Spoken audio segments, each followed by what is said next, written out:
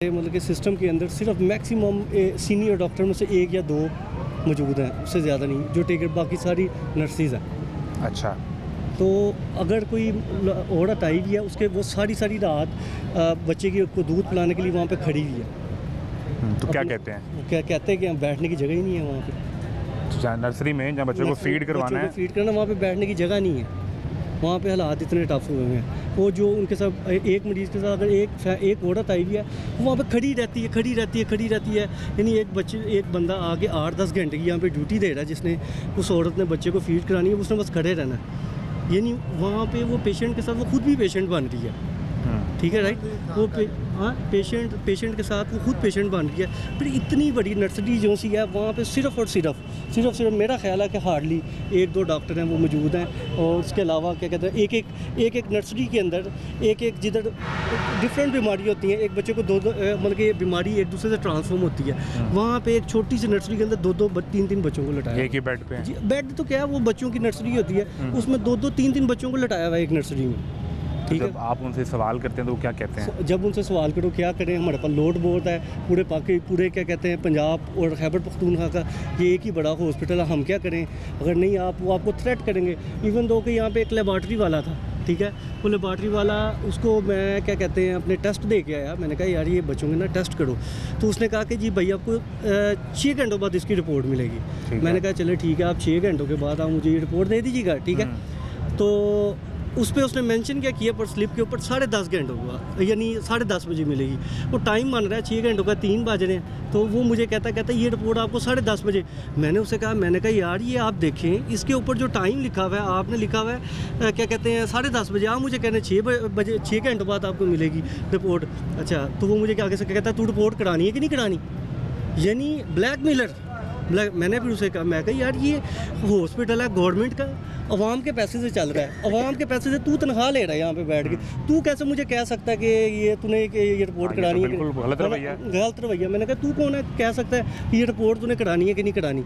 मैंने फिर साथ ही जो सा ना वो उसको दिमाग में आई कि मैं तेरे जो मेन एडमिन है या MSM उनके पास जाता हूँ, मैं तेरी कंप्लेन करता हूँ। अच्छा, अब उसने क्या काम किया, 2 रिपोर्टें ब्लड सैंपल ले लिए 2 रिपोर्ट्स करवाने के लिए। एक के ऊपर उसने ना मुझे कहता है क्रॉस कर दिया, कहता है ये रिपोर्ट तेरी उत्ते पहुँच गई है। अच्छा, दूसरी रिपोर्ट तुम 3 बजे मिल जाएगी। अच्छा, वो रिपोर्ट ऊपर पहुँची नहीं, उसने फिर आपके साथ ब्लफ कर दिया। उसको क्रॉस कर दिया। यहाँ पे अंदर जो इनका शिकायत सेंटर या बना हुआ, वहाँ गए आप, बताया कि ये इस तरह ट्रीट कर रहे हैं? उसके बाद मैं ऊपर जब गया तो मुझे तो अपनी पड़ गई, मेरा बच्चा बीमार है, ठीक है, तो मुझे अपनी पड़ गई कि यार ये बच्चे की जो हालत है इस टाइम वो क्या कहते हैं इस तरह की हुई पड़ी है कि मैं अपना इन चीज़ों में उलझ नहीं सकता, ठीक है, या मैं इसकी टेक केयर करूँ या मैं। बच्चा स्टेबल है आपका? अब अल्हम्दुलिल्लाह अल्लाह का शुक्र है, आज 4थे दिन के बाद वो बच्चा मेरा स्टेबल हुआ है, ठीक है, और अपना क्या कहते हैं बेहतरी की हालत की तरफ जा रहा है। अब किधर आपका नर्सरी में बच्चा? अब नर्सरी में है बच्चा। तो इलाज किस तरह बच्चे का हुआ, उसकी अद्वियात वगैरह और वो सारी चीज़ें? हाँ, ये चीज़ मैं कहूँगा कि जब नर्सरी के अंदर बच्चा चला गया, ठीक है, उधर क्या कहते हैं वो टेक केयर करते हैं, अच्छी करते हैं उधर। लेकिन मैं आपको वसाइल की इतनी कमी है कि एक वो डॉक्टर ने तो नहीं करना, वो गवर्नमेंट एंड पे है, गवर्नमेंट के एंड वो सरकार ने करना है, वो सरकार को आप कुछ कहना चाहें मरियम बीबी को, या वो अभी जो मैं मुद्दा लेकर आया हूँ कि 8 से 10 बच्चों की डेथ रिपोर्ट हुई चिल्ड्रन हॉस्पिटल में, बताया गया कि डॉक्टर्स की शॉर्टेज